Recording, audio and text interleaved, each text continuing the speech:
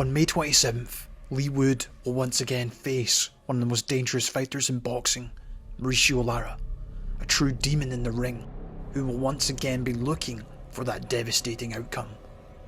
Wood will be wanting to correct the mistakes from the last performance that turned into a nightmare after it was looking he had complete control of the fight. Lara was in no way perfect himself in this fight, but adjustments will be required if he wants to get victory. In today's tactical overview, I'm going to take a look at what will be required from both men if they wish for victory at the Manchester Arena. So on that note, let's get right into it.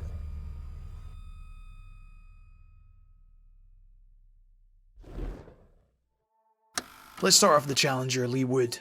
As much as the fight ended in disappointment, there's a lot of positives Wood and his team can take from this fight, plus further areas they can potentially exploit from Bronco. Now, a factor to consider in the first fight was the cut Leigh Wood suffered in the first round, and mentally this can get into the fighter's head as you don't really know how bad it is, and all you can do is trust your corner in saying it's not that bad and to keep it the task at hand.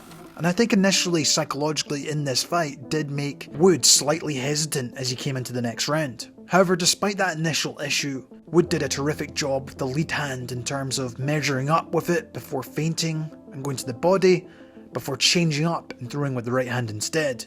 This was a great tactic as the Mexican looks to creep into range with the high guard standing over his front foot to give a tempting target so he can set up his power shots.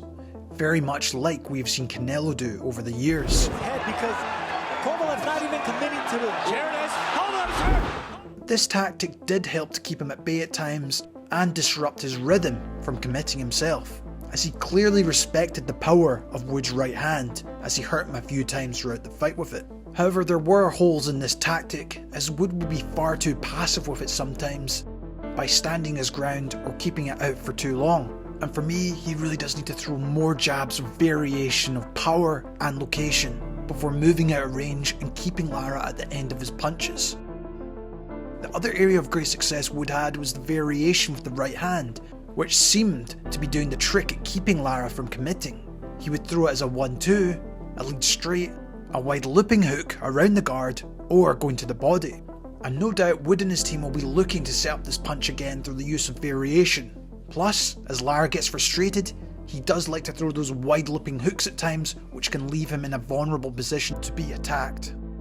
While, as the rounds go on, Lara can cross and also bring his feet together, which can leave him out of balance or out of position, which once again is the perfect opportunity for Wood to attack Lara. Now, one area you'll need to be careful of in the fight is throwing that lead left hook, and unfortunately this is a punch he can telegraph as he makes a very obvious dip to his left before throwing with full power. Unfortunately for Wood, he got a little bit too confident for his own good, and as the good old saying goes, never hook with a hooker. This is clearly Lara's money punch, and I suspect once again he'll be looking to set this up in the rematch. For me, Wood can't get greedy in this rematch if he wishes to win.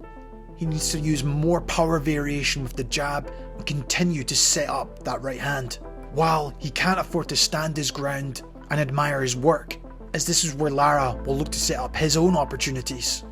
If he sticks to a strict game plan to frustrate Lara and keep him at the end of his punches, Bronco will get frustrated and overcommit by throwing the left hook or mistiming his footwork when he comes into range, and here will be the perfect opportunity for Wood to take out Lara.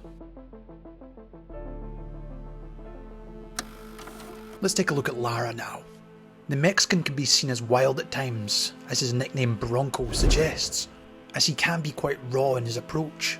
However, the power and the wildness he possesses can truly be a blessing for a fighter that is not technically efficient at times, as sometimes all it takes is one punch. One of the things I found surprising after the fight was the punch output from Lara, which was actually very close to Leigh Wood's, with his 60th power punch being thrown in the fight being the most impactful, and I suspect he'll be looking to land something similar in the rematch.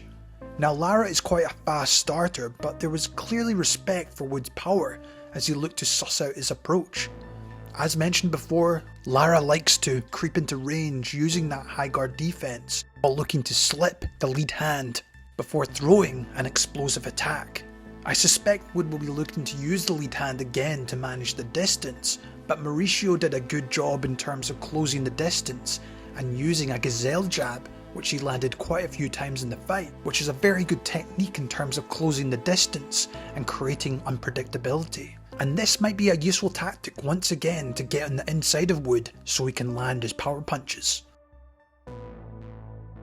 Another positive for Lara was throwing the left hook to the body, as we've seen many Mexican fighters throw over the years, but whether this was part of the plan to make Wood open up is a question only he and his team will know. Personally, once again, I think this would be a good idea for Lara to do again, as let's face it, Wood did look uncomfortable with some of those body shots when he was landing. On the inside, Wood would also look to occupy the guard of Lara by throwing a right uppercut, followed by his own left hook. And as much as this may have been a good tactic for him to get around Lara's defense, it's moments like this up close which will be the perfect chance for Lara to set up his own left hook or right hand. If Wood falls victim to admiring his own work again and staying in the pocket for too long, I very much suspect Lara will be looking to land another big left hook. Resurgence in his career. Right hand, left hook. Big shots from Lara. There are many improvements though required for Bronco, including a lot more head and upper body movement when coming into range. As for me, he got caught far too often with Wood's right hand because of his stationary position, and although I think he respected his power in the end, he still got careless with it many times, and he's a fighter that can be hurt. He may be a tough fighter, that body shot hurt Lara.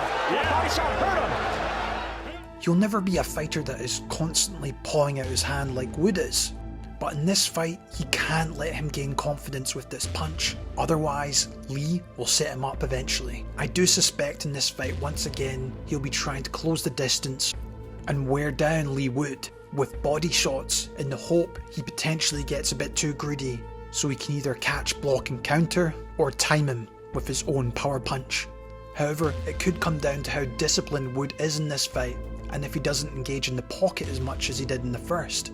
And this could potentially see Lara struggle if he does.